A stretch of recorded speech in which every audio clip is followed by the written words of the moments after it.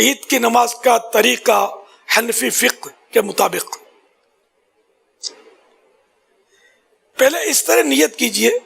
میں نیت کرتا ہوں 2 رکعت نماز عید الفطر یا عید الاضحیٰ کی، ساتھ 6 زائد تکبیروں کے، واسطے اللہ کے، پیچھے اس امام کے، پھر کانوں تک ہاتھ اٹھائیے اور اللہ اکبر کہہ کر حسب معمول ناف کے نیچے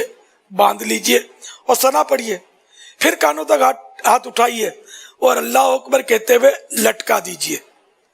پھر ہاتھ کانوں تک اٹھائیے اور اللہ اکبر کہہ کر لٹکا دیجئے، پھر کانوں تک ہاتھ اٹھائیے اور اللہ اکبر کہہ کر باندھ لیجئے، یعنی پہلی تکبیر کے بعد ہاتھ باندھیے، اس کے بعد دوسری اور تیسری تکبیر میں لٹکائیے اور چوتھی میں ہاتھ باندھ لیجئے۔ اس کو یوں یاد رکھیے کہ جہاں قیام میں یعنی کھڑے کھڑے تکبیر کے بعد کچھ پڑھنا ہے وہاں ہاتھ باندھنے ہیں، اور جہاں نہیں پڑھنا وہاں ہاتھ لٹکانے ہیں۔ پھر امام تعوذ اور تسمیہ یعنی اعوذ اور بسم اللہ آہستہ پڑھ کر الحمد شریف اور سورہ جہر یعنی بلند آواز کے ساتھ پڑھے، پھر رکوع کرے، پھر دوسری رکعت میں پہلے الحمد شریف اور سورہ جہر کے ساتھ یعنی بلند آواز کے ساتھ پڑھے، پھر 3 بار کان تک ہاتھ اٹھا کر اللہ اکبر کہے۔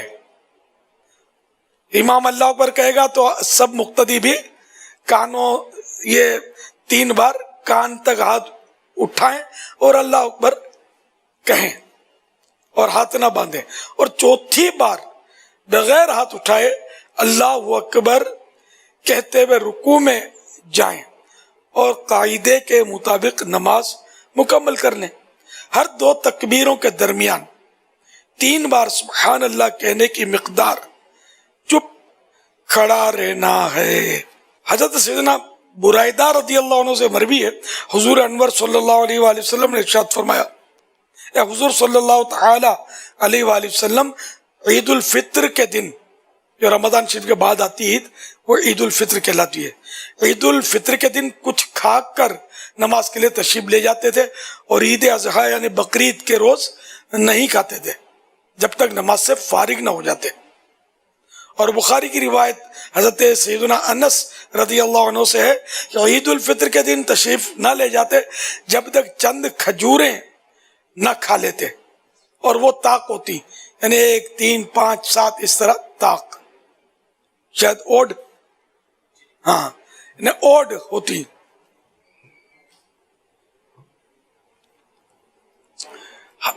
حضرت سیدنا ابو ہریرہ رضی اللہ عنہ سے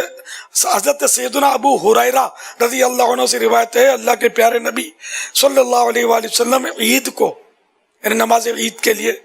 ایک راستے سے تشریف لے جاتے اور دوسرے راستے سے واپس تشریف لاتے، راستہ بدل کر۔ پہلی رکعت میں امام کے تکبیریں کہنے کے بعد مقتدی شامل ہوا تو اسی وقت تکبیر تحریمہ کے علاوہ مزید 3 تکبیریں کہہ لے، اگرچہ امام نے قراءت شروع کر دی ہو، اور 3 ہی کہے اگرچہ امام نے 3 سے زیادہ کہی ہوں، اور اگر اس نے تکبیریں نہ کہیں کہ امام رکوع میں چلا گیا تو کھڑے کھڑے نہ کہے بلکہ ہم امام کے ساتھ رکوع میں جائے اور رکوع میں تکبیریں کہہ لے، اور اگر امام کو رکوع میں پایا اور غالب گمان ہے کہ تکبیریں کہہ کر امام کو رکوع میں پا لے گا تو کھڑے کھڑے تکبیریں کہے پھر رکوع میں جائے، ورنہ اللہ اکبر کہہ کر رکوع میں جائے اور رکوع میں تکبیریں کہے۔ پھر اگر اس نے رکوع میں تکبیریں پوری نہ کی تھی کہ امام نے سر اٹھا لیا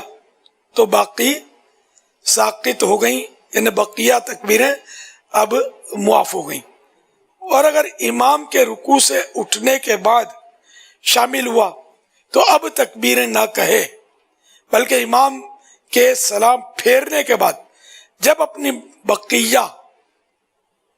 پڑھے اس وقت کہے، اور رکوع میں جہاں تکبیر کہنا بتایا گیا اس میں ہاتھ نہ اٹھائے، اور اگر دوسری رکعت میں شامل ہوا تو پہلی رکعت کی تکبیریں اب نہ کہے، بلکہ جب اپنی فوت شدہ پڑھنے کھڑا ہو اس وقت کہے۔ دوسری رکعت کی تکبیریں اگر امام کے ساتھ پا جائے فبہا، یعنی تو بہتر، ورنہ اس میں بھی وہی تفصیل ہے جو پہلی رکعت کے بارے میں مذکور ہوئی۔ اچھا، اب عید کی جماعت کسی کو نہ ملی تو کیا کرے؟ امام نے نماز پڑھ لی اور کوئی شخص باقی رہ گیا، خواہ وہ شامل ہی نہ ہوا تھا یا شامل تو ہوا مگر اس کی نماز ٹوٹ گئی، تو اگر دوسری جگہ مل جائے عید کی نماز تو پڑھ لے، ورنہ بغیر جماعت کے نہیں پڑھ سکتا۔ ہاں، بہتر یہ کہ یہ شخص 4 رکعت چاشت کی نماز پڑھے۔ اچھا، عید کے خطبے کے احکام۔ نماز کے بعد امام 2 خطبے پڑھے، اور خطبہ جمعہ میں جو چیزیں سنت ہیں اس میں بھی سنت ہیں، اور جو وہاں مکروہ یہاں بھی مکروہ۔ صرف 2 باتوں میں فرق ہے،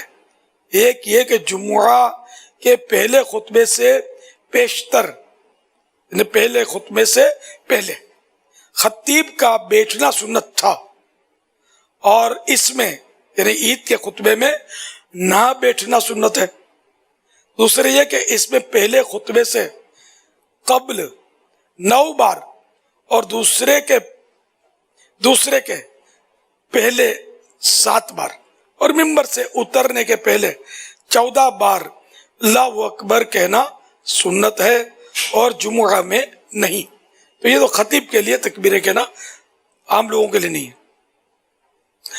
صلو علی الحبیب صلی اللہ علی محمد۔ تو یہ یاد رہے کہ جمعہ کا خطبہ ہو یا عید کا خطبہ ہو یا نکاح کا خطبہ ہو، یہ سب کا سننا فرض ہے۔ باتیں کرنا حرام اور جہنم میں لے جانے والا کام ہے، یہاں تک کہ خطبے کے دوران چلنا بھی نہیں ہے، ادھر ادھر منہ پھرا کے دیکھنا بھی گناہ ہے، چاہے عید کا خطبہ ہو، چاہے نکاح کا خطبہ ہو، چاہے جمعے کا خطبہ ہو۔ نکاح کے خطبے میں شاید لوگوں کو ادھر ادھر حساب کتاب بہت ہوتا ہوگا، اور سب اب تک جس نے بھی کیا ہے یہ توبہ کریں، کان لگا کر سننا ہے۔ آواز نہیں بھی سمجھ آ رہی، عربی خطبہ بھلے نہیں سمجھ آ رہا، سر جھکا کے بیٹھے رہیں اور سنیں، ورنہ گناہ گار ہوں گے۔ ادھر ادھر دیکھیں گے، بات چیت کریں گے، کسی کو بلائیں گے، کسی کو جگہ دیں گے، کچھ بھی حرکت نہیں کرنی ہے، خطبہ سننا ہے، چاہے نکاح کا ہو۔ بقرعید میں بھی لوگوں کو خطبے میں جلدی ہوتی ہے، بھاگم بھاگ کر رہے ہوتے ہیں، نہیں، سننا ہے۔ یہ قربانی کرنا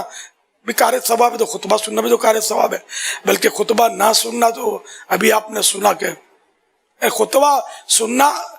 خطبے کے لیے رکنا سنت ہے نا، خطبہ سن کے جائے، خطبہ سنے بغیر ہی چلا گیا تو اس کی سنت چھوٹی،